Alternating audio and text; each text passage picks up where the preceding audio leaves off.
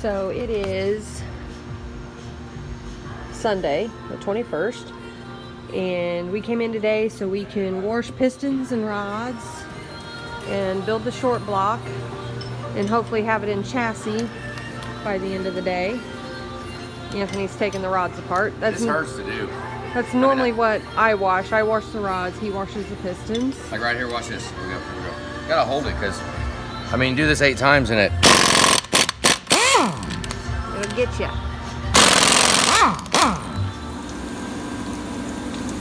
Cleaning up piston? Soap and water like doing the dishes. So we got all the pistons and rods cleaned with pins. Anthony's getting ready to put the rings on, and we'll get them built and try and get this short block wrapped up today. Finicky on the oil control rings. Anybody ever beat your fingers up by this? Here, I'll give you a real quick note. Start it right there. Watch this. I mean, they're a pain in the butt. They're a pain in the butt to do, aren't they? They're just such a bam pain in the butt. They're awesome. Okay, we're about ready to uncover this beautiful engine. We've got everything put together. Looper plate on all the bearings, the wrist pins, rings are on, and now I just have to make sure the oil can's full of oil, and my Milwaukee has an 11 on it. So, got the pistons. We'll find out what this protrusion is. This protrusion is going to be, I'm going to go ahead and spec everything out now. We got 13 thousandths on side clearance on 7 and 8, which is fairly tight. It's good. We can go all the way to 40, as low as 9. So we got 13, so we're on the good end. That's what new rods get. They're golden. Bart over in Powerstroke. Okay, all our rod side clearance. We've got this. That was tight. That was 9. Then we get big here in the middle. We're at 22, and then we're back to 21 there. We can go to 40.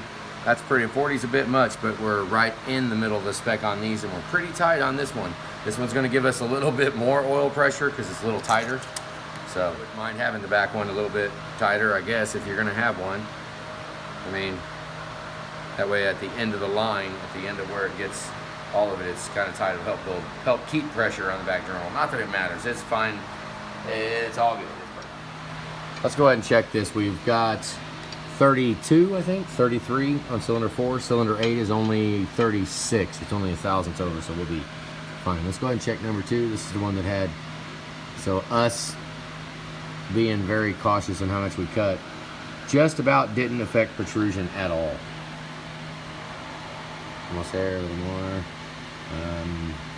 0, 10, 20, 30.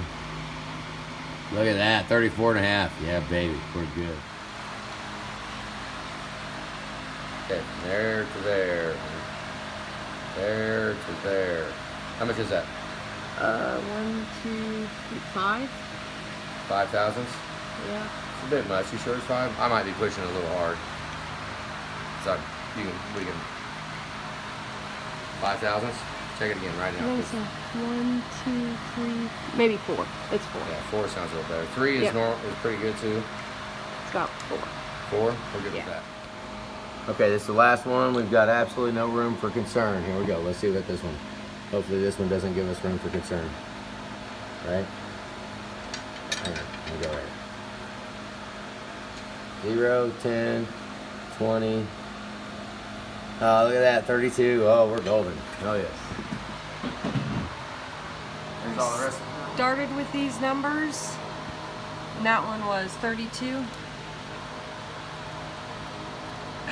7 was 29, it went to 32, so we only took 3 thousandths off of the actual amount. Pretty good. That's what we get for paying attention right there. Go ahead and... Now I know I had the cover on, I could have checked it right off the bat, but it's always, I find it better luck to just spec the whole block. You know, sometimes I will check the cam backlash before we put the cover on. But here's the backlash. We got pretty much 5 thousandths. I mean, it says 6 is the beginning of the spec. We're pushing it. We're almost 6. So we're fairly tight.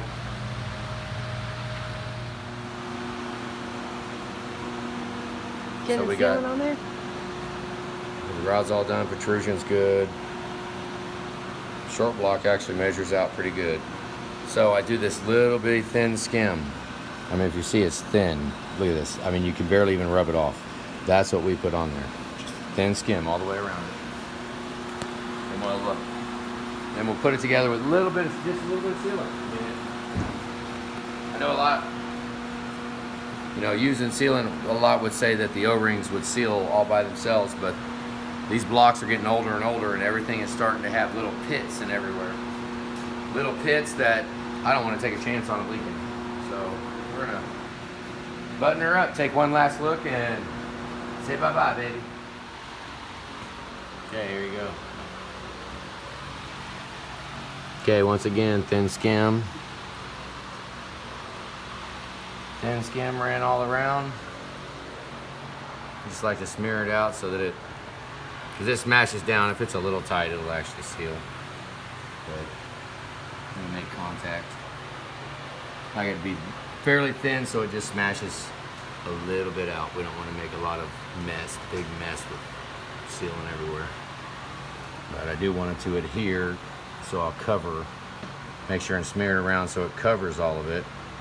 That way the sealant adheres to it. When this is done, like if we was to have to take the oil pan off, the gasket would actually stay right here. They seal very, very good. All right, we decided to go ahead and use these bolts that came with them, and I gotta tell you, not impressed at all. They don't feel good. They don't tighten down with authority. There's no washers with them. I mean, they don't really need washers. It's a fat flange that it's threading to, so it's not really gonna, but though getting the first couple of ones where it actually sucked it down, it felt like this bolt was stretching. Felt like these bolts were stretching as I was tightening it down. I'm only tightening it down 10 foot-pounds. So but it looks like once I got it sucked down and everything's all good, it's working out just fine. They're torquing down, they feel good, they feel like they're together. It's just the first couple of ones when I did the long ones, these long ones right here go through the upper oil pan and into the engine block. These do, and into the bed plate. And tightening those down, as it's sucking everything down, it really felt sketchy. But everything tightened down and they're torquing and everything. Here we go. Yeah, see, that one's good. It just, when I got down to the point to where it was actually going to tighten, it felt like the bolt was stretching. It felt like things were messing with it. Now let's go to the next one and watch the next one too. We're talking just a little bit. See that? Just a little. All right, so here's this flex plate. I did sand on here a lot, and I sanded on the surface because it wouldn't go together. But this is a SFI. I guess it's the same company made fluid damper. It's thick too. This is a thick flex plate. Look down in there and see how thick that is. It's almost 1/4 inch. That's gonna be a stout son of a gun right there. Let's see if I can get it going easy. See, it's a tight fit, so I might have to tap it just a hair. Let's see how light I can tap it to get it going. Yeah, hang on a second. Let's do this. Here, go ahead. We'll go ahead and throw a bolt in it. One on either side, maybe put 3 of them in it. One here, one here, one here. We'll just snug it up till it touches. That'll hold it on. Thank God it's a real thick flex plate. We're really not gonna be able to hurt it. Let's just see if I can walk it in easily. Yep, there it goes. It just started. Well, kind of. See it? Should have sanded on it more, I guess, huh? There we go. Let me dead block. I'm learning to deal with the aftermarket. It's going in. I got it together, but it was a little sketchy. Right there, looks like it just bottomed out. Can you see it on the backside? Looks like it's bottomed out in there. We'll put the rest of the bolts on, torque it down. Get ready to torque it down. Right now, I'll just put the bolts on, and then we'll get the front crank seal done, get all the front done, and then we'll tighten the balancer and the flex plate all at the same time. All right, here you go. We're Boy, we're spending money like a mother now. He got the SFI fluid damper and the flex plate. Both of them. We're going to be... good luck. So, torque converter, you can't do it real... Well, you can pull it out and just pull the fluid out. You look down on there, we've been letting it sit and come over. It's actually been sitting out of the truck for days now. And we just let it settle to the bottom. And honestly just walk over about every half hour or so, and pull that out and let it settle to the bottom. We're just trying to get a fluid change. So we're gonna dump a couple quarts in it and then get it on the transmission as fast as possible, hopefully without making a mess. Because yeah, it's pretty freaking messy to do it like that. So right now we've got the engine short block together, front rear covers on, oil pan on. And right now it's time to get it hanging from the stand, from the hoist, and then paint the block. And it's gonna be that'll be a whole day. Paint the freaking block. Hey. Now it's ready for paint. The daunting task of painting it. It's Sunday, it's 4 o'clock in the afternoon. We gotta go shopping for Thanksgiving food? Yep, Thanksgiving shopping now. So hopefully they're... came in, we ran behind. We ran a little bit behind on quite a few options because we built a wall outside. There's been a lot of stuff that's taken time away.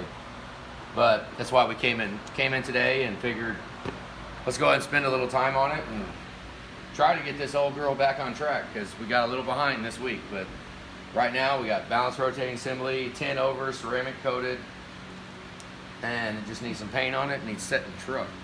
I have no idea what the heck they're talking about. But our turkeys, I just know we got 24 pounds. There's turkeys everywhere. They're freaking crazy. I mean, I could feed everybody I like with this freaking batch of turkeys. 20. You having fun? Paint all over my nose. I got a mask, but I can't see it because the mask is so... I like this color. That looks pretty good, doesn't it? Yeah. Looks like metal. Looks like... No, that's just a shadow. Aside from the little rust. Looks good. So, when you order the clamp, and it's a back order, special order, and we need it, and I ordered it weeks ago. You have to put the fuel line in on 6.4. You should. I do. I put the fuel line on before we put the engine in.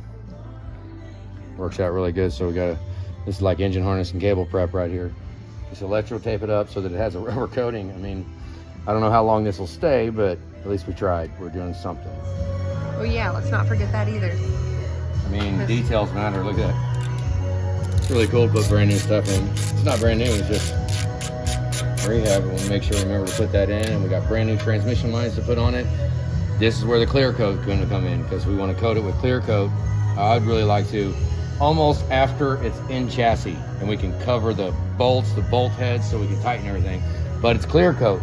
Now I'm all ears on any kind of clear coat, or what you want to coat it with for the final coating to go over it. Because you know when you tighten these bolts up, I mean you can't tighten the bolts up without scratching the paint on them. So I mean at that point I don't care what it looks like, but I don't want to have this corner right here. See that? I don't want to have that little bitty corner right there rusting.